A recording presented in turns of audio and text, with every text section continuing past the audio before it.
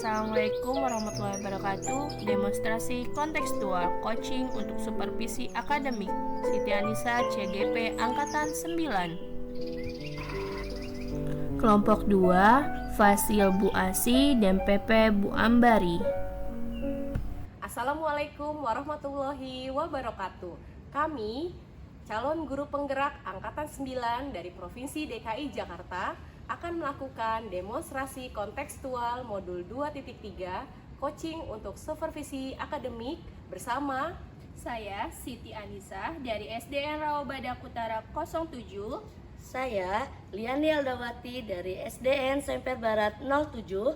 Saya Elvina Mayasari dari SDN Kebun Bawang 05.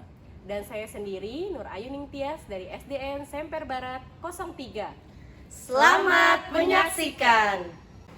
Assalamualaikum Bu Lia. Waalaikumsalam Bu Anis. Apa kabarnya nih hari ini? Alhamdulillah baik Bu Anis. Bu Anis sendiri bagaimana kabarnya? Alhamdulillah sehat. Oh iya Bu Lia, nanti akan melakukan proses coaching ya hari ini. Iya Bu. Oke, sebelum melakukan proses coaching nih, ada sedikit yang harus saya bicarakan dulu ya. Boleh ya Bu Lia? Boleh Ibu, silakan. Baik, pertama saya akan mendiskusikan tentang rubrik penilaian kita pada hari ini ya. Pada coaching hari ini, coach dan coachee akan saya amati dan saya nilai sesuai rubrik penilaian. Coaching seperti apakah sudah sesuai dengan alur tirta atau belum. Terus kemudian apakah ibu sudah memberikan pertanyaan-pertanyaan berbobot sesuai kata kunci yang disampaikan oleh coachee, dan nanti juga saya akan mendengarkan respon atau jawaban dari coachee apakah sudah sesuai dengan pertanyaan yang nantinya akan ibu sampaikan. Dan juga jangan lupa ya Bu, harus sesuai dengan prinsip coaching. Di antaranya ada kemitraan, proses kreatif, dan juga memaksimalkan potensi. Iya Bu. Mungkin sebelum dilakukan proses observasi ini, ada sedikit yang akan saya tanyakan, boleh ya Bu? Boleh Ibu. Untuk yang pertama, kompetensi apa yang ingin Bu Lia kembangkan dalam proses coaching hari ini? Kompetensi yang ingin saya kembangkan pada proses coaching ini yaitu pastinya tentang kompetensi inti coaching ya Bu. Yang pertama itu tentang present atau kehadiran penuh, yang kedua mendengarkan aktif, dan yang ketiga adalah mengajukan pertanyaan-pertanyaan yang berbobot kepada coaching. Baik, jadi Ibu ingin mengembangkan 3 kompetensi inti coaching itu ya Bu, yang terdiri dari present, kehadiran penuh, kemudian yang kedua ada mendengarkan aktif, dan satu lagi ada mengajukan pertanyaan-pertanyaan berbobot kepada coaching. Nah Bu, diantara ketiganya, mana yang lebih spesifik yang akan Ibu kembangkan dan Ibu lakukan observasinya Bu?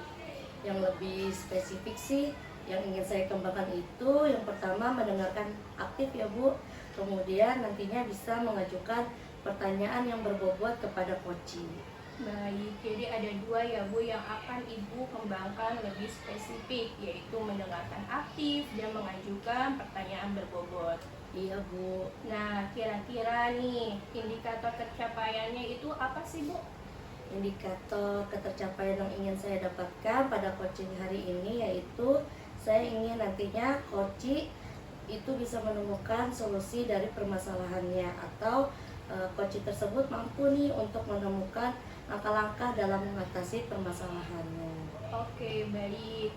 Jadi Ibu ingin indikator ketercapaiannya pada saat coaching itu bahwa coaching sudah menemukan sendiri atas permasalahannya ya Bu? Iya Bu. Baik, Ibu terima kasih atas jawaban-jawabannya. Silakan Ibu melakukan proses coaching dengan coaching dengan sebaik-baiknya, dan nantinya setelah selesai melakukan proses coaching dengan coaching, kita akan ngobrol-ngobrol lagi ya Bu. Iya Ibu. Silakan Ibu melakukan proses coachingnya. Baik Bu Anis, terima kasih atas kesempatannya. Assalamualaikum warahmatullahi wabarakatuh. Waalaikumsalam warahmatullahi wabarakatuh. Assalamualaikum Bu Ayu. Bagaimana nih kabarnya hari ini? Waalaikumsalam, Bu Lia. Alhamdulillah nih lagi dikasih nikmat flu sama Allah nih Bu Lia. Tapi Kenapa Bu Ayu? begini loh Bu Lia. Bu Lia ada waktu nggak sebentar nih? Saya pengen sedikit ngobrol nih sama Bu Lia. Saya mau cerita tentang yang saya rasakan nih akhir-akhir ini di kelas. Baik Bu Ayu, apa nih yang mau Bu Ayu ceritakan kepada saya ini? Apa ya, sebenarnya begini nih Bu Lia. Akhir-akhir ini tuh saya merasa murid saya di kelas itu kurang antusias dalam belajar. Jadi mereka tuh kebanyakan diam gitu di kelas. Saya tanya, tidak ada komunikasi timbal balik antara saya dengan mereka. Lalu setelah saya kasih tugas itu hanya 40% Bu yang bisa ngerjain, selebihnya itu nilainya masih kurang. Jadi itu loh Bu masalahnya. Oke, jadi mau ngomongin kondisi anak-anak murid Bu Ayu di kelas yang masih kurang antusias untuk belajar di kelas itu. Iya Bu Liani, seperti itu masalahnya. Oke, jadi apa nih yang ingin Bu Ayu dapatkan dari obrolan kita hari ini? Yang pasti saya mau kondisi di kelas itu kembali seperti semula, yang dimana anak-anak itu bisa antusias lagi saat belajar. Terus saya juga ingin menemukan hal-hal apa sih yang bisa saya lakukan untuk mengembalikan kondisi tersebut. Jadi apa nih yang bisa Bu Ayu lakukan agar anak-anak antusias lagi untuk belajar di kelas bersama Bu Ayu? Nah iya Bu. Nah, kalau dari pengamatan Bu Ayu sendiri nih, anak-anak murid ini kalau kita ngomongin antusias ya, murid yang antusias menurut Bu Ayu itu yang seperti apa sih Bu? Menurut saya sih murid yang antusias itu ya yang ketika belajar pasti mereka terlibat aktif ya Bu gitu. Terus mereka berani nih mengemukakan pendapat, saat belajar juga mereka ceria.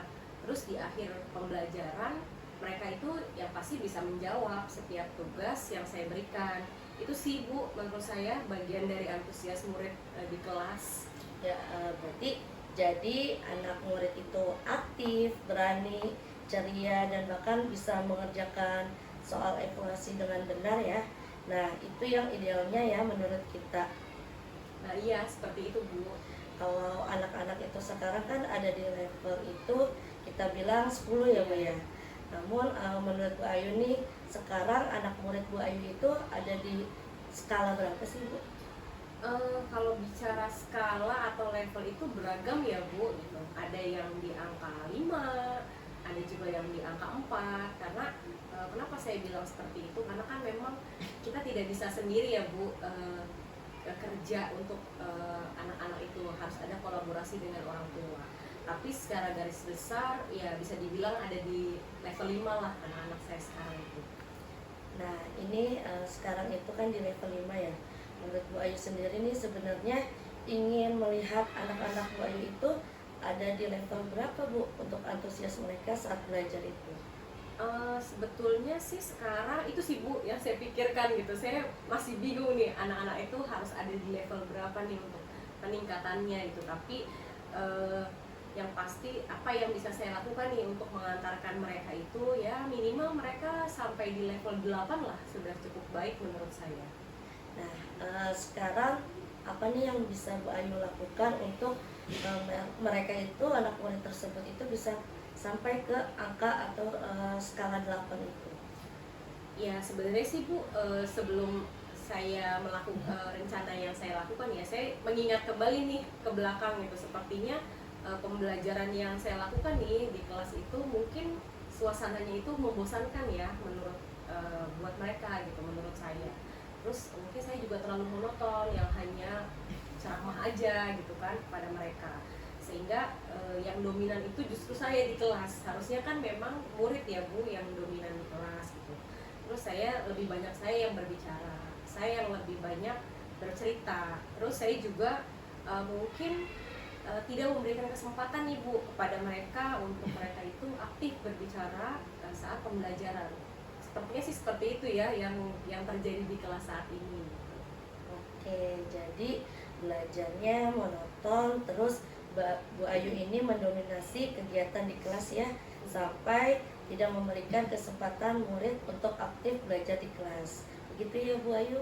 Iya betul Bu, seperti itu. Jadi apa ya, sebenarnya level 5 itu kan asumsi saya ya, karena saya melihat kondisi mereka di kelas. Jadi sebagai guru saya pasti menginginkan belajar di kelas itu menyenangkan, membuat mereka itu tidak monoton, dan intinya tidak membosankan lah pembelajaran di kelas itu. Wah, saya sependapat nih dengan Bu Ayu ya.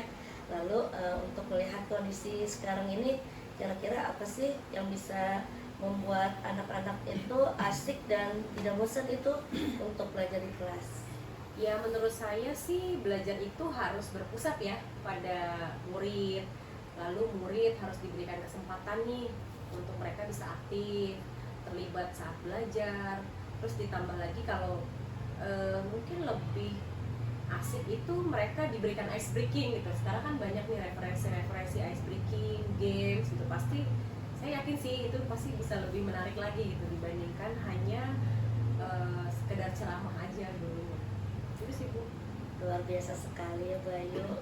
Lalu untuk mengenai tugas nih yang akan diberikan kepada murid, itu mereka itu bagaimana sih Bu sampai banyak yang nilainya itu kurang? Oh iya juga sih, itu juga saya refleksi juga, kemungkinan sih mungkin kayaknya tugasnya saya terlalu banyak Bu memberikannya gitu kan. Jadi tanpa saya memberikan mereka itu sumber-sumber belajar yang beragam gitu. Jadi saya hanya kasih tugas yang banyak, hanya satu dari satu sumber saja gitu. Begitu sih Bu.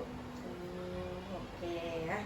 Kalau boleh tahu nih ya Bu ya, Ibu Ayu ini menggunakan sumber belajar dari apa saja Bu di kelas? Sementara ini sih saya hanya menggunakan buku teks ya gitu. Buku teks saja yang saya punya gitu Bu. Oke, kalau menurut Bu Ayu nih ya, kira-kira ada nggak sih sumber belajar lain dari buku teks?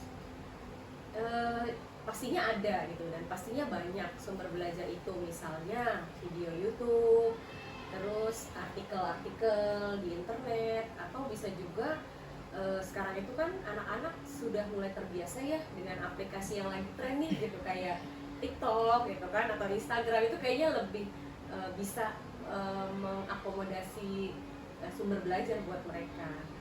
Nah, betul sekali sih Bu Ayu ya. Saya yakin sekali kalau Ibu Ayu ini bisa menggunakan berbagai sumber belajar itu, pastinya nanti murid-murid Bu Ayu di kelas ini lebih antusias lagi dalam belajar. Iya ya Bu ya. Oke, sekarang bagaimana nih Bu Ayu melihat kondisi murid Bu Ayu di kelas? Apa sih kemungkinan yang bisa Bu Ayu lakukan untuk memperbaiki kondisi dari saat itu? Bisa sih ya Bu, seharusnya gitu bisa untuk memperbaiki ini semua. Yang pertama mungkin saya harus merancang dulu nih pembelajaran di kelas yang berpusat pada murid, yang tidak membosankan, terus menggunakan sumber belajar juga yang beragam. Tadi yang seperti saya sebutkan, bisa dari YouTube, bisa dari TikTok, atau dari media pembelajaran yang lainnya yang lebih bervariasi. Kemudian yang kedua, saya akan memberikan tugas itu tidak terlalu banyak mungkin ya Bu kepada anak-anak. Jadi bisa mengakomodir gaya belajarnya anak. Tentunya sebelumnya saya harus melakukan asesmen awal dulu ya sama murid saya untuk menentukan gaya belajar mereka sesuai dengan bakat dan minat yang mereka miliki. Ya itu Bu, istilahnya sekarang itu saya melakukan pembelajaran berdiferensiasi gitu. Jadi dengan pembelajaran itu saya sih berharap murid-murid itu tidak terkesan mereka itu dipaksa untuk belajar, tapi mereka belajar itu dengan kondisi yang menyenangkan. Begitu sih Bu. Ya, luar biasa sekali ya Bu Ayu. Rencana yang Bu Ayu akan lakukan itu mudah-mudahan berhasil, dan suasana belajar nanti di kelas menjadi lebih menyenangkan serta murid antusias nih untuk belajar bersama Bu Ayu. Amin, amin Bu Liani. Jadi apa nih yang akan Ibu Ayu lakukan dalam waktu dekat ini terkait rencana yang tadi sudah Bu Ayu sampaikan kepada saya? Ya bismillah ya Bu gitu. Saya akan berkomitmen untuk selalu membuat rencana pembelajaran nih yang menyenangkan buat murid-murid saya, memanfaatkan berbagai sumber belajar untuk mengeksplorasi materi sehingga murid-murid saya itu dapat merasakan yang sekarang sedang digaungkan ya Bu, merdeka belajar, dan saya bisa membuat murid-murid saya itu senang dengan kegiatan pembelajaran di kelas tanpa tadi ada unsur paksaan, sehingga minat dan bakat serta kemampuan mereka itu dapat berkembang dengan maksimal. Luar biasa sekali ya Mbak Ayu. Kira-kira nih kapan yang akan Ibu lakukan ini, dalam waktu dekat kapan? Ya, yang pasti dalam waktu dekat ini ya, harus secepatnya nih, kayaknya minggu-minggu ini saya harus melakukan ini gitu, untuk mengembalikan kondisi di kelas saya gitu. Oke, semoga niat baik yang akan Ibu Ayu lakukan dalam waktu dekat ini dapat merubah kondisi murid Bu Ayu, khususnya untuk menjadi anak murid itu bisa lebih menyenangkan dan antusias dalam belajar di kelas. Iya Bu Lia, amin. Nah, Bu Ayu, kita ini udah mengobrol nih panjang lebarnya ya. Apa sih yang Bu Ayu dapatkan dari obrolan kita hari ini? Yang saya dapatkan di awal itu saya bingung Bu gitu, ini saya harus cerita dengan siapa, harus menyelesaikan masalah ini bagaimana gitu kan dengan kondisi kelas saya seperti itu. Tapi setelah saya ngobrol-ngobrol nih sama Bu Liani nih, alhamdulillah saya jadi lega Bu. Kenapa? Karena saya sudah menemukan nih solusinya gitu kan, saya sudah tahu apa yang harus saya lakukan ke depannya untuk permasalahan di kelas saya. Oke, kalau gitu minggu depan kita ngobrol lagi ya Bayu ya. Saya pengen dengar nih cerita dan nanti peningkatannya apa yang sudah Bayu terapkan di kelas. Oke, siap Bu Liani. Terima kasih ya Bu Liani sudah mendengarkan cerita saya hari ini. Semoga Bu Liani sehat dan bahagia selalu. Amin, sama-sama Bayu. Sampai ketemu lagi di minggu depan ya Bayu. Terima kasih. Iya, terima kasih Bu Liani. Assalamualaikum. Waalaikumsalam. Baik Bu Liani, bagaimana tadi proses coachingnya? Sudah berjalan dengan lancar? Alhamdulillah Ibu sudah berjalan dengan lancar dan baik. Alhamdulillah. Nah, setelah saya melakukan observasi bersama Koci, tadi ada sedikit pertanyaan ya Bu yang akan saya tanyakan kepada Bu Liani. Iya Ibu. Pertanyaan pertama, apa saja yang sudah didapatkan pada saat Ibu melakukan coaching terkait indikator tercapaian yang diinginkan? Tadi selama coaching saya sudah melakukan dengan alur data, yaitu dengan menanyakan tujuan, mengidentifikasi masalah, mencoba merancang rencana aksi, dan bagaimana bentuk komitmen serta tanggung jawab ke depannya dari rencana aksi tersebut. Sehingga dengan menggunakan alur tersebut, kemudian saya juga menggali Koci untuk menceritakan permasalahannya dan menemukan solusinya. Baik, jadi Bu Liani sudah berhasil ya Bu melakukan proses coaching sesuai dengan alur kita. Nah, sesuai dengan yang tadi saya amati juga ada beberapa catatan nih Bu. Yang pertama, Bu Liani tadi sudah berhasil menyampaikan sesuai dengan alur kita, yaitu sudah menanyakan tujuan kepada Koci, kemudian sudah mengidentifikasi permasalahan yang ada pada Koci, kemudian Bu Liani juga sudah mengarahkan Koci untuk mencari rencana aksi atau tindakan apa yang sebaiknya dilakukan. Dan Bu Liani juga sudah berhasil untuk menemukan rasa tanggung jawab yang ada pada diri Koci agar ya rencana aksi yang dilakukan dapat berjalan dengan lancar. Oke, baik. Saya juga tadi sudah mendengar percakapan Ibu dengan Koci. Ibu sudah fokus terhadap Koci, artinya di situ Ibu sudah ada present atau kehadiran penuh Ibu. Kemudian Ibu sudah mendengarkan aktif dan tentunya tadi Ibu juga sudah mengajukan pertanyaan-pertanyaan yang berbobot sesuai dengan kata kunci yang disampaikan oleh Koci. Luar biasa sekali ya Bu Liani. Untuk proses coaching hari ini, mudah-mudahan Ibu Liani sukses ke depannya dan diberikan kemudahan lagi dalam melakukan kegiatan coaching berikutnya. Oh iya, satu lagi ya Bu Liani, boleh? Boleh Ibu, silakan. Untuk kedepannya nih Bu, kompetensi apa lagi sih yang Bu Liani ingin kembangkan berdasarkan hasil melakukan proses coaching hari ini?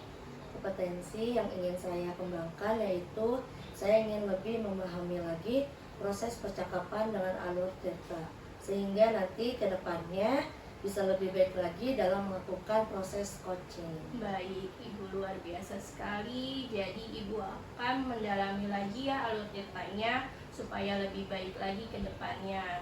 Selanjutnya, terima kasih sudah melakukan sesi tanya jawab ini, sudah melakukan observasi menggunakan proses coaching dengan alur tirta. Saya akhiri sampai di sini. Terima kasih atas kesempatannya. Wassalamualaikum warahmatullahi wabarakatuh. Waalaikumsalam warahmatullahi wabarakatuh. Terima kasih sudah menyaksikan video kami. Salam guru penggerak, tergerak, bergerak, menggerakkan.